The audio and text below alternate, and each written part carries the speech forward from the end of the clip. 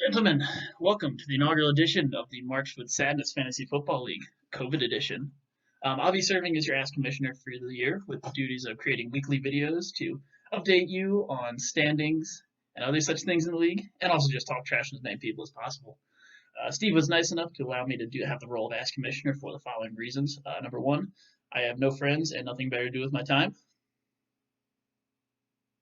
Okay, so just a little bit of background before we get into some of the what went on in the draft, about where the name came from. Back in high school, a couple of us, me, Arias, Steve, and our old buddy Jeremy, who got into a little bit too much of the devil's lettuce in college and realized he could do better than us as friends, which, fair. I don't blame him. We did a 3v3 basketball tournament at a church. Unfortunately, they wouldn't let us use the name Hoops, I Did It Again, so we switched it to Marchwood Madness because that was the neighborhood we grew up in and it was basketball. Um, Long story short, Steve shaved his armpits. We only won one game against a team that had probably never seen a basketball in their life, and Arias went into a room and may have been brainwashed with a cult by a cult. We're not sure, so maybe if you say some phrase that no one's ever heard before, like "Wow, I can't believe the Eagles made it to Week 1 completely healthy," he may grab the nearest Bible and go try to whack Barack Obama or something. I don't know. Nobody's really sure. Only time will tell on that one. But then, due to our abysmal performance, we decided that anytime after, whenever we had to do a group, a team, anything, we'd go with March with Sadness, as that much more described the state of where we were and even still now currently are. So this one's going to be a little bit short. Nothing has happened yet, obviously. So I'll just kind of go through ESPN's projected final standings, which are completely bullshit for reasons we'll get into, and just kind of give my thoughts on all the teams so far. So let's see here. Projected to finish number 10 is Neil, Tyreek of Desperation. Um, Neil, I think the name's pretty fitting. You're banking on David Montgomery to be healthy as your RB2. Um, and if he is, he may be able to get back to his stellar 3.7 yards per carry that he had last year. Oh, God, yeah, you're screwed. Let's see. Your other options are Todd Gurley. Oh, boy. Okay, yeah, he'll be injured by week half. Kareem Hunt might be decent. He might be able to give some fill-in value. Who knows about Zach Moss? He'll be splitting with everything. Other than that, though, receivers look decent. It's a PPR 10 team, so pretty much everyone have good receivers. So we'll see how it plays out. I think it could have been worse. Coming in at number 9, Dave with Brady's Ladies. All right, let's see. Well, the fact that you're breaking on Brady as your starting QB will be interesting. We'll see if they let him bring his walker out onto the field or not. And we'll see if he works with Mike Evans. Maybe it does. You can see the Eagles bias a little bit drafting Jalen Rager, even though he's injured like every other goddamn player on the Eagles and probably won't play. But hey, you never know. Maybe there's some upside there.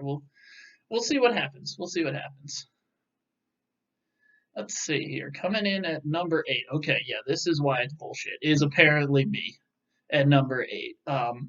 Yeah, I think this is just some blatant collusion here. There's no reason for it. My draft was incredible. Y'all are sleeping on Hayden Hurst. Y'all are sleeping on Antonio Gibson. They're going to be fantasy stars this year. Boswell's going to kick about 700 field goals. So yeah, we're just not going to spend time on that.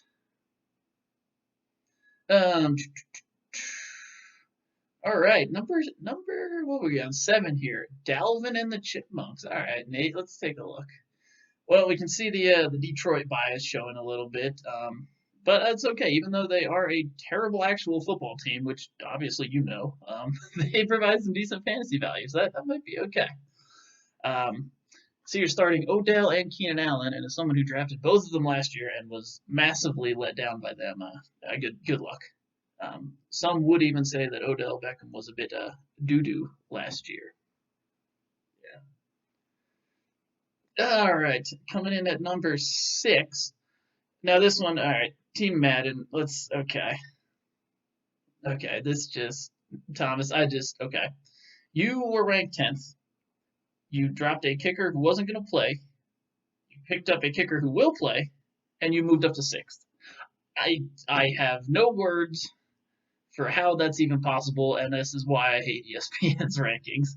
Um, Running back depth is a little shaky. You've really only got three, and Ronald Jones, so yeah, really only three.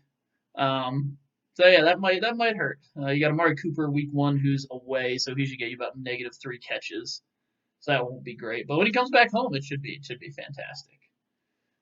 Bouncing on up to number 5, Team Raven. Okay, this one is also I just can't do it. Okay, so Ryan has 2 kickers on his team. He's starting the lesser kicker, and he has Tariq Cohen as his RB2, and he's ranked 3 spots ahead of me. I have no words for what is going to happen here. You have 0 viable running back depth, and I can't. This is completely skipping over that you're banking on Edwards-Helaire to come in and be this magical rookie that everybody thinks he's going to be, and I am out of it. I just can't. Coming in at number 4, we got Gay Bitch. Let's see. All right, let's see. Randall, what do you got here? Okay. Again, running back's a little bit shaky. Kind of counting on David Johnson as your RB2, who's always injured, but that's okay. When he gets hurt, you can swap in James Conner, who's also injured. Okay, but that's fine. And when he gets hurt, you can swap in Chris Thompson, who is never a starter and also always gets hurt, but that's fine. Then you can swap in Devonta Freeman, who's not playing football on a team. Okay, yeah, you might want to try to look at doing something with your running backs. Coming in at where are we at? We're at number 3. COVID isn't real, and if you didn't know Steve lives in Ohio before, you sure as hell do now. We can clearly see the Steelers bias going on here. We had Juju, the Steelers defense, and Captain Fat Fuck himself. So that'll be interesting. Considering that you're starting DeAndre Swift in your flex, and your only running back depth behind that is Breida, maybe you shouldn't have reached for the Steelers defense or Dustin Tucker. But hey, who am I to tell? You're 7, 8, 100 spots ahead of me, so what do I know? Coming into second, all right, this is another one I just can't explain. The Little Sebastians. Now somehow Arias made the fantasy move of the offseason. He picked up Sony Michel off of waivers, and that moved him from 5th to 2nd. Now, he picked up a running back who's going to share with about 7 other running backs and Bill Belichick's grandchild whenever he's in town for the holidays. But somehow that was enough to bolt him up 3 spots. I got nothing. Other running back, Singletary, who knows he's going to split. Barkley's obviously good. Le'Veon Bell, Gase hates him, so he'll probably make him sit in timeout for the first couple quarters. Who knows? Kerryon Johnson, he's split with 7 other people. But apparently these are the moves to make, and I got nothing again. And then coming in, another one is Jose El Compadre. Yeah, pretty good. I think Melvin Gordon's ranked a little high. I think betting on him as RB2 is a little bit lofty. Depth behind that is kind of not that great, so who knows? But we'll see. Apparently, you're going to beat me in week 1 by about 30 points. Not actually 15, but close enough. So yeah. Again, what do I know? All right, so that does it for our pre-draft wrap up here, boys. I know this one's a little short. I didn't have that many jokes I can make. I'll try to work in some other stuff as we go. Normally, if you tune in, we'll go from the bottom. We'll do the same. We'll go from the bottom to the top of the league. So if you're Steve, you can tune in right away there at the bottom, see yourself at 10th and click off. And then if you want, you can wait to see me at the top, but you don't have to if you don't want to. Steve, I did forget to mention, seeing as you like the Steelers, I have Boswell up for grabs. I'll take a 5th round pick next year. Just think about it, buddy. Hit me back. So that's it, guys. A few more days till the league starts. Wish you all better luck than you had in the draft, because regardless of what this says, I had the best draft and I'm going to win. Enjoy the season, gentlemen. Hopefully your players for your actual team stay healthy, but if they're the Eagles, we already failed at that, so we'll see. All right. Cheers, boys. And as always, fuck you, Spanos.